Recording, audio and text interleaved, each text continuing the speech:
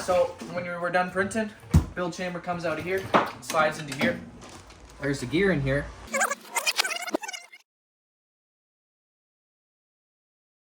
Can you explain some details about this? So this is a post-processing machine. Once we have the print done in this bad boy, we'll take the cartridge out, and then what we do, there'll be a table over this. We'll clean off all the powder because the cartridges will be full of powder and the parts, and we have to remove that excess powder, and we want to recycle that, which is what this is for.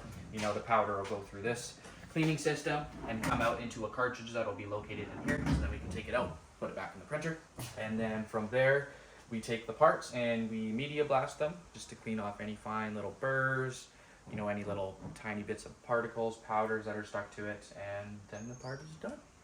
And so the powder, that's highly recyclable, right? It depends on the packing density. Like, there's tricks to the trade. if you print one singular part, it is going to be a lot less recyclability versus, stacking and what they call packing. 90-95% recyclable. Oh, so it's a very small amount of waste, really. Yeah, very minimal, very minimal. So when we're done printing, build chamber comes out of here, slides into here. There's the gear in here. So when it slides into place, there's a build plate inside of the actual build chamber, and so that gear pushes it up. So it pushes all the powder and the parts right into here, and then from here we post-process them.